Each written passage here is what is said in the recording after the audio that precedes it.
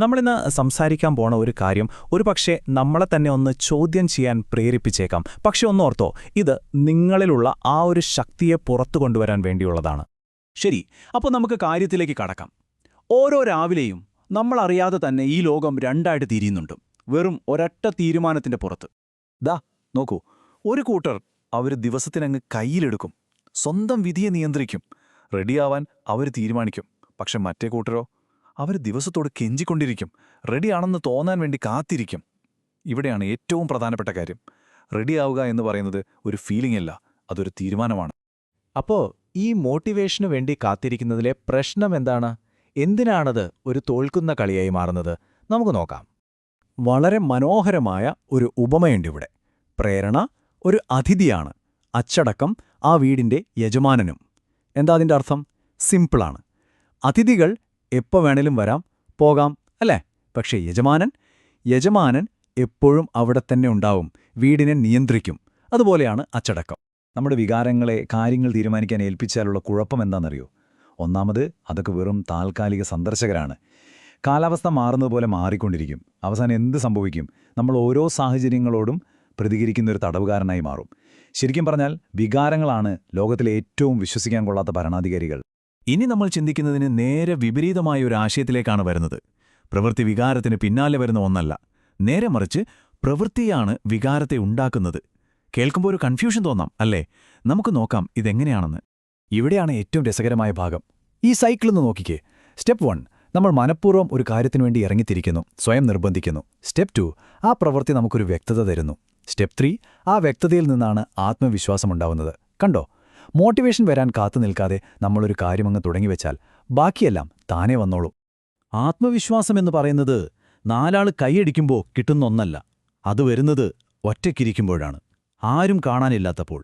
രാവിലെ പുതപ്പ് നമ്മളെ തിരിച്ചു വിളിക്കുമ്പോൾ, ആ സുഖം ഒരു ശത്രുവിനെപ്പോലെ നമ്മളെ വശീകരിക്കാൻ ശ്രമിക്കുമ്പോൾ, അപ്പോഴും ചെയ്യാനുള്ളത് ചെയ്യുന്നതിലാണ് യഥാർത്ഥ ആത്മവിശ്വാസം ജനിക്കുന്നത്. ഒരു നിമിഷം ഒന്ന് ആലോചിച്ചു നോക്കൂ. നിങ്ങളിപ്പോൾ ആരാണ്? ശരിക്കും നിങ്ങൾ ആരാകാനായിരുന്നു ജനിച്ചത്? ഈ 2 ചോദ്യങ്ങൾക്കിടയിൽ ഒരു വലിയ വിടവുണ്ടല്ലേ? ആ വിടവിലാണ് നമ്മുടെ യുദ്ധം നടക്കുന്നത്. ഓരോ പ്രഭാതവും ഒരു യുദ്ധകളമാണ്. പക്ഷേ അത് നിങ്ങൾക്കും ഈ ലോകത്തിനുമിടയിലുള്ള യുദ്ധമല്ല. അത് നിങ്ങൾക്കുള്ളിൽ നടക്കുന്ന ഒന്നാണ്. ഇന്നത്തെ നിങ്ങളും നിങ്ങളാകേണ്ടിയിരുന്ന ആ വലിയ വ്യക്തിയും തമ്മിലുള്ള ഒരു പോരാട്ടമാണത്. അപ്പോൾ ഈ യുദ്ധം ജയിക്കണമെങ്കിൽ നമ്മുടെ ചിന്താഗതി മാറ്റണം. ഞാൻ എന്റെ വികാരങ്ങളുടെ അടിമയല്ല, എന്റെ വികാരങ്ങൾ എന്റെ ലക്ഷ്യത്തിനു വേണ്ടിയുള്ള ഉപകരണങ്ങളാണ്. ഈ ഒരു നിയമം മനസ്സിലുറപ്പിച്ചാൽ മതി. വലിയ മാറ്റങ്ങൾ ഒറ്റ രാത്രി കൊണ്ട് സംഭവിക്കുന്ന ഒന്നല്ല. അത് ദിവസവും ചെയ്യുന്ന ചെറിയ, സ്ഥിരതയുള്ള കാര്യങ്ങളിലൂടെയാണ് ഉണ്ടാകുന്നത്. ഈ ചെറിയ പ്രവൃത്തികൾക്ക് എത്രത്തോളം ശക്തിയുണ്ടെന്ന് നമുക്ക് കാണാം. ഇതൊന്ന് നോക്കൂ, എന്ത് ഭംഗിയായിട്ടാണിത് വിശദീകരിച്ചിരിക്കുന്നത്. അച്ചടക്കമുള്ള ഒരൊറ്റ പ്രഭാതം, അത് അന്നത്തെ ഒരു ദിവസത്തെ രൂപപ്പെടുത്തുന്നു.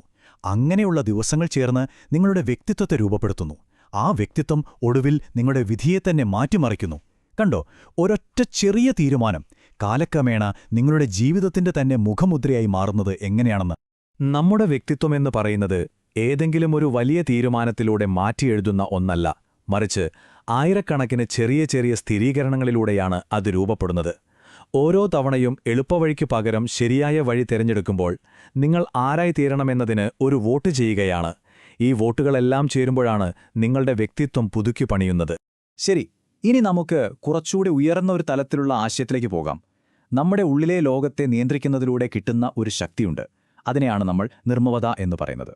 നിർമ്മമത എന്ന് കേൾക്കുമ്പോൾ വികാരങ്ങളില്ലാത്ത അവസ്ഥയാണെന്ന് തെറ്റിദ്ധരിക്കരുത്. അതല്ല, ആഴത്തിൽ കാര്യങ്ങൾ അനുഭവിക്കാനും അതേസമയം ആ വികാരങ്ങളുടെ അടിമയാകാതിരിക്കാനുമുള്ള കഴിവാണ് നിർമ്മമത. ഇത് തണുപ്പൻ സ്വഭാവമല്ല, ഇത് ഒരു വ്യക്തതയാണ്, ക്ലാരിറ്റിയാണ്. ഈ 2 തരം ചിന്താഗതികളുടെയും ഫലം എന്താണെന്ന് നോക്കൂ. ഒരു വശത്ത് നിർമ്മമതയുള്ളയാൾ, അയാൾ പ്രതികരിക്കുന്നില്ല, പകരം മറുപടി നൽകുന്നു. അയാൾ സ്വന്തം വിധിയുടെ ശില്പിയാണ്, ശാന്തനാണ്, ലക്ഷ്യബോധമുണ്ട്. മറുവശത്തോ വികാരങ്ങൾക്ക് അടിമപ്പെട്ടയാൾ, അയാൾ വെറുതെ പ്രതികരിക്കുന്നു, സാഹചര്യങ്ങളുടെ ഒരു തടവുകാരനായി മാറുന്നു, ഒഴുക്കിനനുസരിച്ച് എങ്ങോട്ടൊന്നില്ലാതെ നീങ്ങുന്നു. ഏതു വഴി തിരഞ്ഞെടുക്കണമെന്ന് ഇപ്പോൾ വ്യക്തമായില്ലേ? നമുക്ക് ഈ ഒരു ശക്തമായ ചിന്തയോടെ അവസാനിപ്പിക്കാം. സ്വയം കീഴടക്കുന്നൊരു മനുഷ്യന് ഈ ലോകത്തിൽ നിന്ന് ആരുടെയും അനുവാദം ആവശ്യമില്ല. അതെ, നിങ്ങൾ നിങ്ങളെത്തന്നെ ജയിച്ചു കഴിഞ്ഞാൽ പിന്നെ പുറത്തുനിന്നുള്ളൊരു അംഗീകാരത്തിനും കാത്തു നിൽക്കേണ്ടി വരില്ല. സ്വന്തം പ്രവൃത്തികളെ നിയന്ത്രിക്കുന്ന ഒരാൾക്ക് സ്വന്തം ഭാവിയെ നിയന്ത്രിക്കാൻ കഴിയും. നിങ്ങളുടെ വിധി നിങ്ങളുടെ കയ്യിലാണ്. അതുകൊണ്ട് ഓരോ പ്രഭാതത്തിലും ഉണരുമ്പോൾ ഓർക്കുക, നിങ്ങളുടെ ജീവിതം അതിനെ ആശ്രയിച്ചിരിക്കുന്നു. കാരണം സത്യം പറഞ്ഞാൽ അതങ്ങനെ തന്നെയാണ്.